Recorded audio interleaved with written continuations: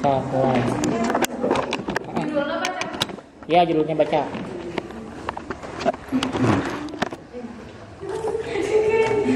Assalamualaikum warahmatullahi wabarakatuh. Waalaikumsalam warahmatullahi wabarakatuh. Di sini kami akan Nanti. peristiwa sejarah pahlawan. Kisah Kartini relakan beasiswa ke Belanda demi pemuda yang bernama Agus Salim. Kartini yang lahir dari kalangan priayi atau kelas bangsawan Jawa menjadi salah satu pribumi yang beruntung. Lahir dari Raden Mas Adipati Aryo Sosroningrat, Bupati Jepara, Kartini diperbolehkan sekolah di Eurofesek Degree School. Di sekolah tersebut dia belajar bahasa Belanda. Namun pendidikannya terpaksa terhenti ketika menginjak usia 12 tahun. Dia harus tinggal di rumah karena di pinggir adat istiadat kala itu. Dia diharuskan menunggu lelaki yang telah datang untuk melamarnya. Karena Kartini bisa menulis dan berbahasa Belanda, di rumah ia mulai belajar sendiri dengan menulis surat kepada teman-temannya. Teman-teman korespondensi yang berasal dari Belanda. Banyak bacaan yang dia lahap sambil dia terus berkorespondensi.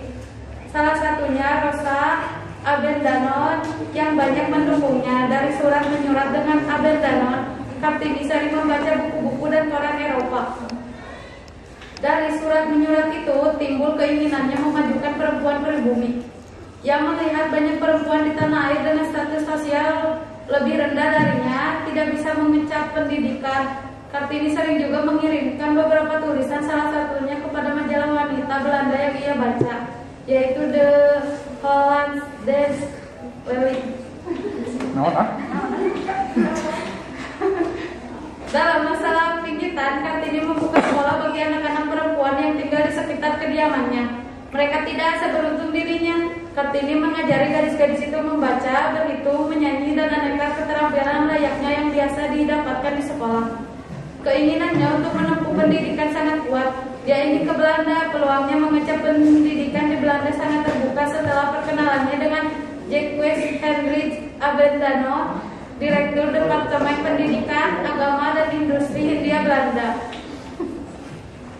Abendano sempat menjanjikan beasiswa bagi Kartini dan saudara-saudaranya untuk belajar ke Belanda. Hingga kemudian surat dari Belanda yang ditunggu Kartini datang dan mengabulkan permohonannya.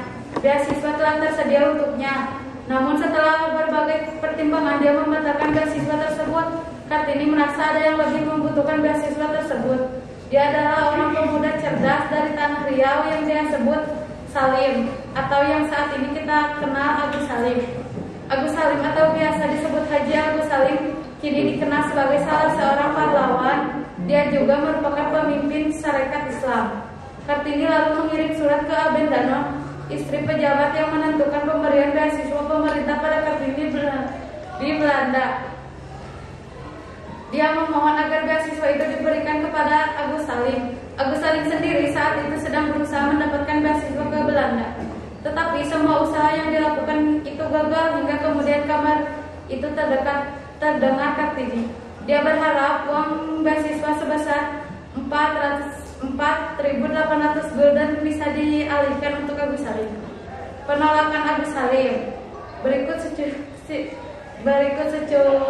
surat Kartini tersebut. Saya punya suatu permohonan yang penting sekali untuk Nyonya. Tetapi sesungguhnya permohonan itu ditunjukkan kepada Tuan Abendanon. Maukah Nyonya meneruskannya kepadanya? Kami tertarik sekali kepada seorang anak pemuda. Kami ingin melihat dia dikaruniai bahagia. Anak muda itu namanya Salim. Dia orang Sumatera Riau yang dalam tahun ini mengikuti ujian menghabiskan sekolah menengah HBS. Dan ia keluar sebagai juara pertama dari ketiga HBS. Anak muda itu ingin pergi ke Belanda untuk belajar menjadi dokter. Sayang sekali keadaan keuangannya tidak memungkinkan. Gaji ayahnya cuma 150 sebulan. Jika dikehendaki rasanya mau dia bekerja sebagai pelasi di kapal, asal saja dia berlayar ke negeri Belanda. Tanyakan kepada Hasim tentang anak muda itu. Hasim kenal. Hah? Dia pernah mendengar anak muda itu berbicara distopia. Nampaknya dia itu seorang pemuda yang hebat yang pantas diberi bantuan. Ketika kami mendengar tentang dia dan cita-citanya, muncul keinginan yang tak terbendung untuk melakukan sesuatu yang dapat meringankan bebannya. Teringat kami pada SK Gubernur tentang 17 Juni 1903, SK yang begitu didambakan sebelumnya, tapi kemudian ketika kami terima dipandang dengan rasa pilu yang menyengat hati.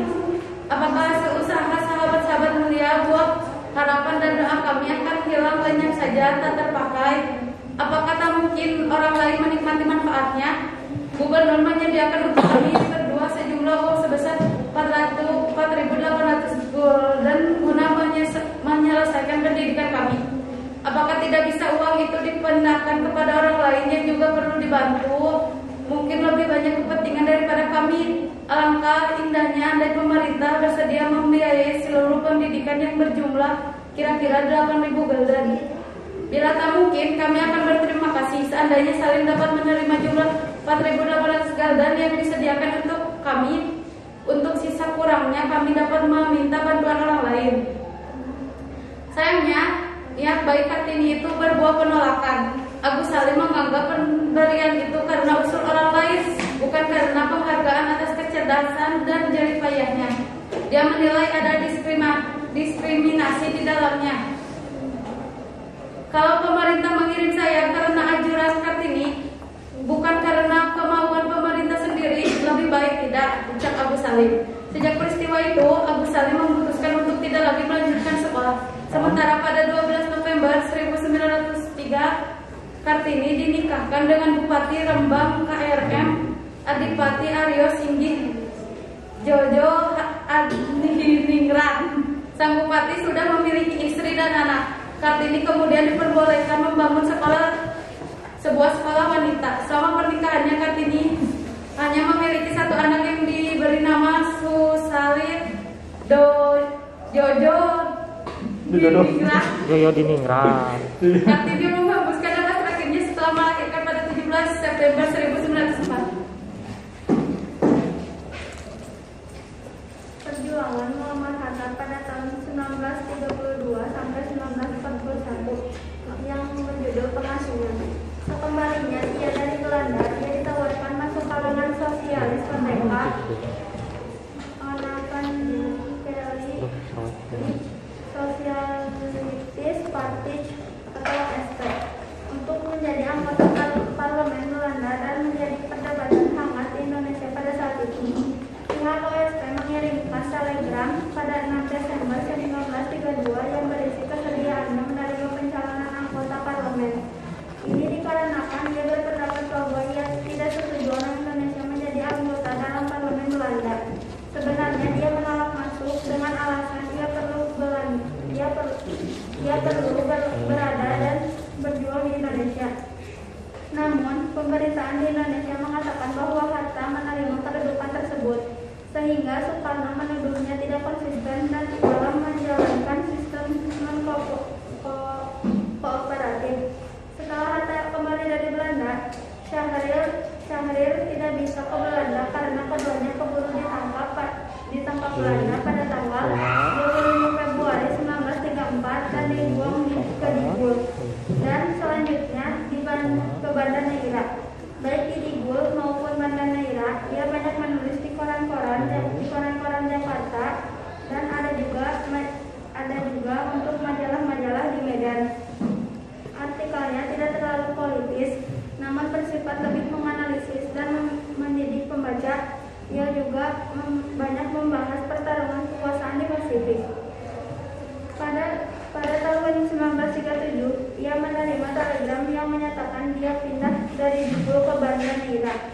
Hatta pindah bersama Syahrir pada bulan Februari pada tahun itu, dan mereka menyewa sebuah rumah yang cukup besar. Di situ ada beberapa kamar dan ruangan yang cukup besar. Adapun ruangan besar itu digunakan untuk menyimpan bukunya dan tempat pekerjanya.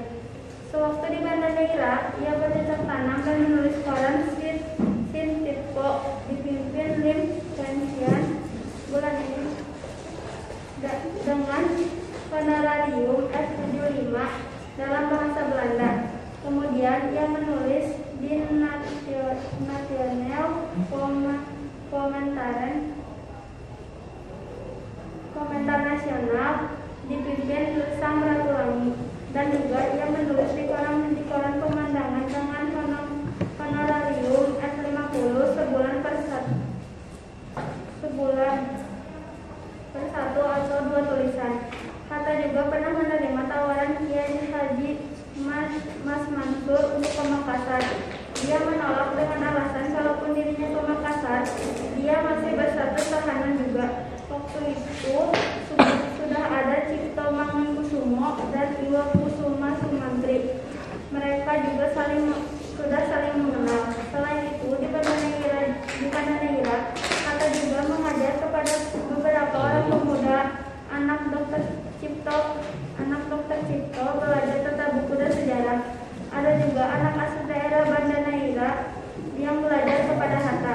Ada seorang kenalan Hatta dari Sumatera Barat yang mengirimkan 2 orang kemenakannya untuk belajar ekonomi dan juga sejarah. Selain itu, dari Bukit Tinggi dikirim Anwar Sultan Saidi sebanyak 4 orang pemuda yang belajar kepada Hatta.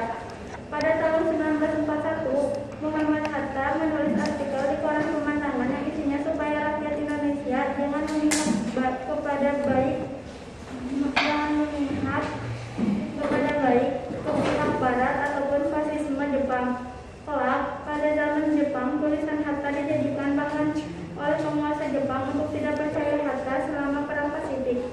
Yang mana, kalau tulisan Hatta dibaca Murase, seorang wakil kepala Pemerintai atau dinas intelijen, dan menyarankan Hatta agar mengikuti Nippon Seishin di Tokyo pada November 1943. Pierre Tendean, perjuangannya adalah ia mengaku bahwa dia Jenderal Nasution saat penyanderaan di rumah Jenderal Nasution dalam peristiwa G30S pada Oktober 1965.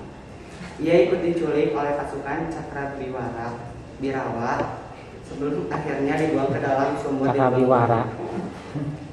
Saat pasukan Cakrawirawa datang, seperti yang tertulis pada Pierre Tendean karya Masikuri, Pierre Tendean sedang beristirahat di ruang belakang rumah Jenderal Nasution.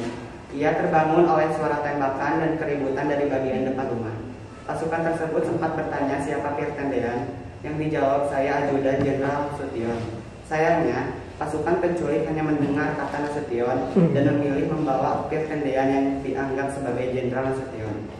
Ia pun disiksa di lubang buaya bersama beberapa korban Y30S lainnya. Diketahui bahwa Pierre Tendean mendapat 4 tembakan dari belakang. Perjuangan dan keberanian Pierre Tendean membuatnya ditetapkan sebagai pahlawan revolusi Indonesia pada 5 Oktober 1965. Ia pun menerima gelar kehormatan dengan dinaikkan pangkatnya menjadi kapten. Peristiwa perjuangan Insinyur Soekarno. Peristiwa Rengas Dengklok. Peristiwa Rengas Dengklok merupakan salah satu peristiwa yang membekas di sepanjang sejarah. Peristiwa Rengas Dengklok adalah peristiwa penculikan terhadap Soekarno dan Hatta yang terjadi pada tanggal 16 Agustus 1945. Peristiwa Rengas Dengklok menjadi peristiwa yang memiliki keterkaitan terhadap pengumuman proklamasi kemerdekaan Indonesia pada 17 Agustus 1945. Kala itu Indonesia sedang dijajah oleh Jepang karena ambisi Jepang yang ingin membangun Imperium Asia Timur Raya pada masa Perang Dunia II. Dari peristiwa tersebut, Jepang mengalami kekalahan yang ternyata memberikan dampak besar pada Indonesia. Sejak saat itu, ketegangan pun mulai muncul antara golongan tua dan golongan muda. Golongan tua dan golongan muda memiliki perbedaan pendapat terkait kapan waktu yang tepat untuk mengumumkan proklamasi kemerdekaan Republik Indonesia. Pemerintahan Jepang yang dengan tegas melarang penduduk Indonesia untuk mendengarkan radio luar negeri menjadi salah satu penyebab terhambatnya pengumuman proklamasi. Namun berkat keulatan para pemuda Indonesia terutama yang bekerja di kantor berita Jepang, berita menyerahnya Jepang tanpa syarat ke sekutu pun sampai di Indonesia. Sultan Syahrir yang mendengar berita kekalahan Jepang melalui radio gelap pun lantas mendesak Soekarno-Hatta untuk segera melakukan proklamasi kemerdekaan Indonesia. Namun Soekarno-Hatta menginginkan agar proklamasi dilakukan melalui PPKI, Badan Buatan Jepang. Tokoh. Peristiwa penculikan Soekarno-Hatta ke Rengas Dengklok ini tidak terlepas daripada tokoh yang terlibat di dalamnya yang dibagi menjadi dua golongan, golongan tua dan golongan muda. Golongan tua adalah tokoh-tokoh yang sering disebut sebagai golongan tua adalah Soekarno dan Muhammad Hatta, para anggota dan pengurus BPUPKI dan PPKI. Golongan muda 1 Sukarni, 2 Khairul Saleh, 3 Yusuf Kunto, 4 Sodanco Singgih, 5 Wikana, 6 Sayuti Meli, 7 Sidiro, 8 BM Dia, 9 Johar Nur, 10 Subadio, 11 Subianto, 12 Margono, 13 Adam Ali, 14 Armansyah.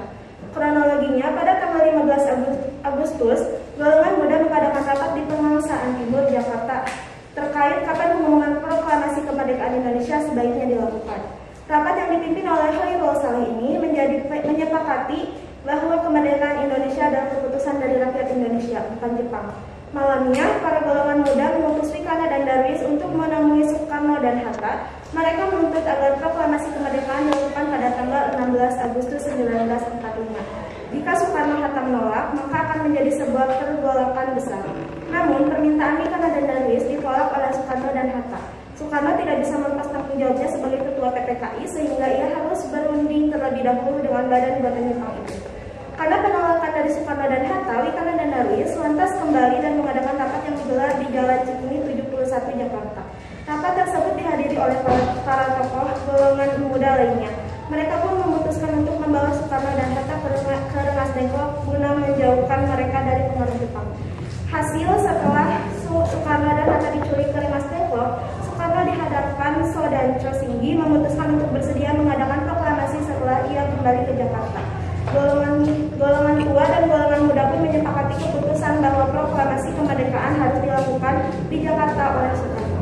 Esok harinya, Ahmad Subarjo rela menaruhkan nyawa dengan menjemput Soekarno dan Hatta untuk kembali ke Jakarta dan menjamin proklamasi kemerdekaan terselenggarakan. Hasil setelah terjadinya peristiwa Rengas Dengklok adalah proklamasi kemerdekaan akan diumumkan pada tanggal 17 Agustus 1945 selambat-lambatnya pukul 12 WIB. Terima kasih. Tepuk tangan.